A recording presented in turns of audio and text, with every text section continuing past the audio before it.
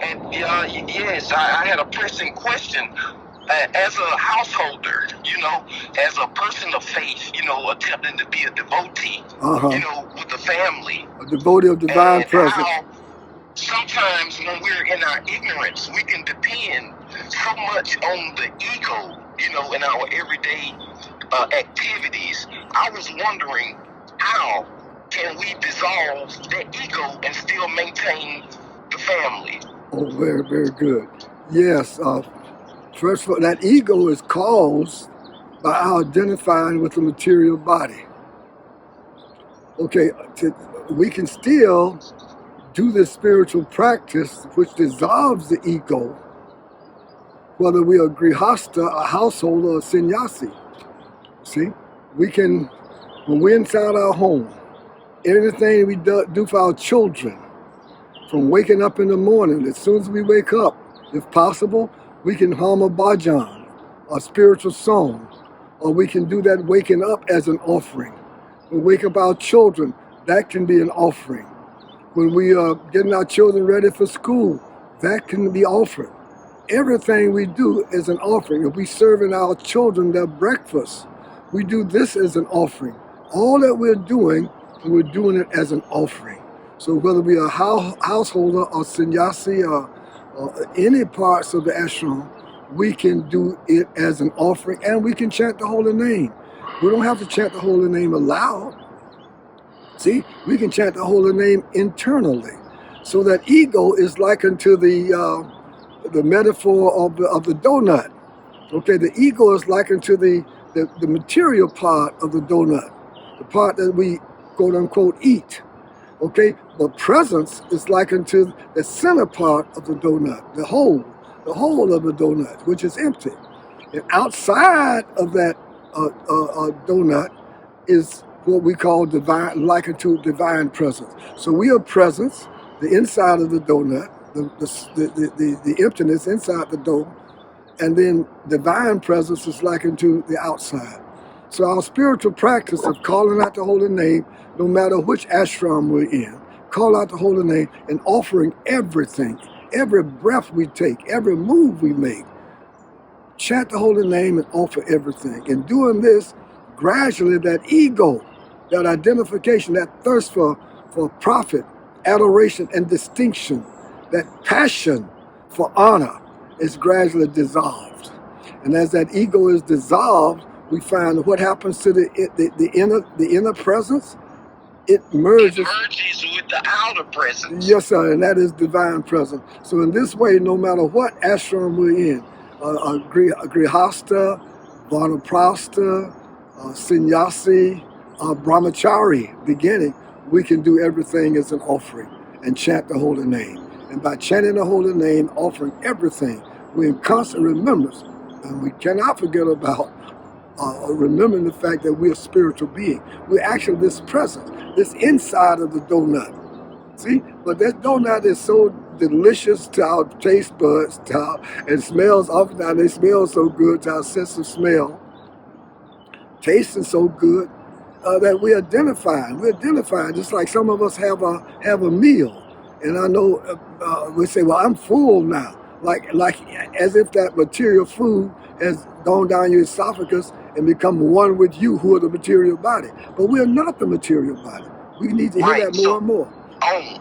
Pardon me for interrupting you, because that was ambrosia, and you answered my question, to satisfactory. Okay. But the continuation to that question is, what is it like to live life as a grihasta with a diminished ego? Well, as the ego is diminishing, we find that it's easier. It's easier to live a grihasta life. So rather than seeing the body as my wife or these bodies as our children, we say gradually, as we're purified through our spiritual practice, we can see and serve God in each other. We can see and serve God in our wife. We can see and serve God in our children. So we say service, surrender, offering, submission are synonymous. So to serve, see, and serve God all the time, we're associated with God, who is absolute. Say God is the indivisible, undifferentiated, supreme, absolute existence. In this way, God is the same as God's name. We call it divine presence. So divine presence is the same in everyone. So we gradually, as we're purified, we can look through the illusion. These are material bodies which really do not exist. We say they do not exist because they're temporary. To real existence means it never stops existing. It's always Right. here.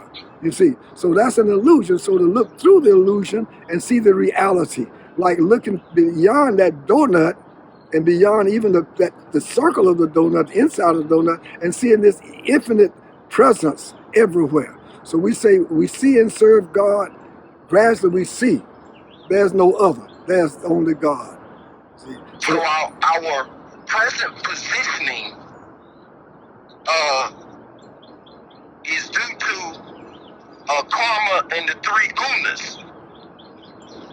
So I just wanted to see how it would be beneficial for the ego to be reduced within the position of a householder, Yeah. so that my posterity, so to speak, could benefit Yes. from Yes.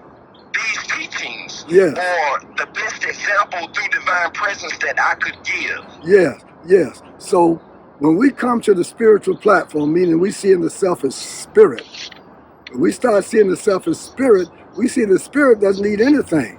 So we take the kind of food into our body that is healthy for our body, so that we can live simple. It's like when the Buddha, you remember the story, when he left the palace and went to the forest, he took on the clothes of a hunter. See? Of course, later on he washed them out, but we took on and gave the hunter all of his royal raiments. So we say live simple and think high. The more we really come to the spiritual platform and see the self as spirit, that we are spiritual beings having a material experience. And we identify more and more with being the presence, that the innermostness of the donut instead of the material around that circle of the donut. See? And as we do this, we find that we can live on less. We can live more vegetarian or vegan diet. They're simpler, better for our health, and plus more economical. So we see that the little money that we have can go further. This is not only for us, people of meager material resources, but all of us, no matter whether we live in the palaces or live in the trailer courts or live up under a tree. Simple living and high thinking can benefit us all. And to think about divine presence all the time, what is any higher thinking than that? To think about God all the time? And so to offer everything, to meditate on silence, to see silence as a doorway to infinite stillness of being, which we really, really are. The stillness in the middle of the storm. This we are. Sir? I said Om? But yes, sir. Because I needed some clarification on what do you mean when you say to offer everything? Oh yes. Is that clear enough, or we should talk a little more on it?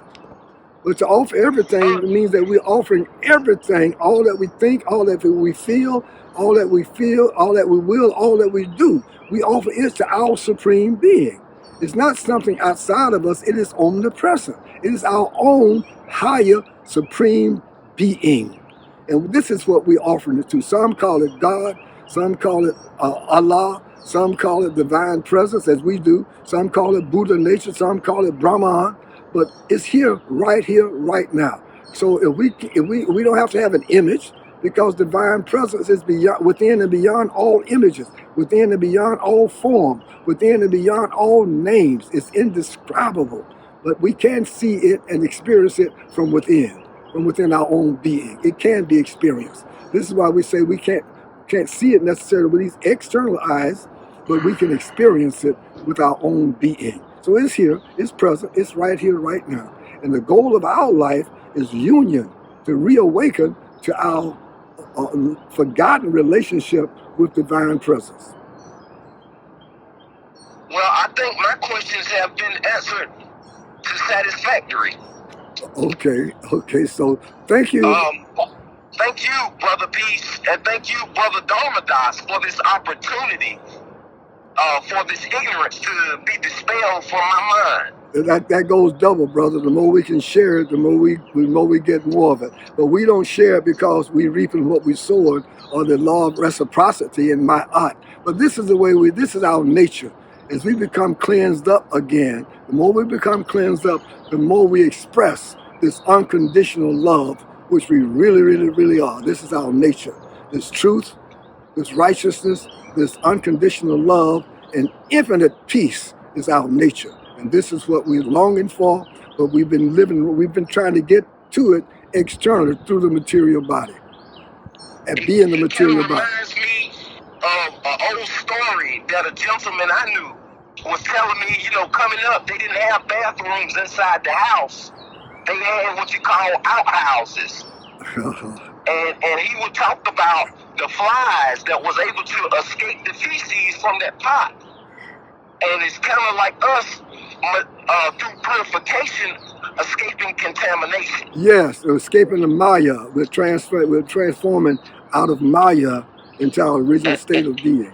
It's a Western story of an Eastern story where it speaks of the lotus growing in the mud. Yes. We can be in the world in all the contamination, because the lotus flower can even be seen coming up on a dung heap. See? So we have to be like that lotus flower, and like, of course, we mentioned the swan. The swan who can put his head up under the muddy water and take the milk from the root of the lotus flower without getting the water. This power of discrimination. And the more we are purified. Paramhapsa. Yes, sir. Paramhapsa. Yes, sir.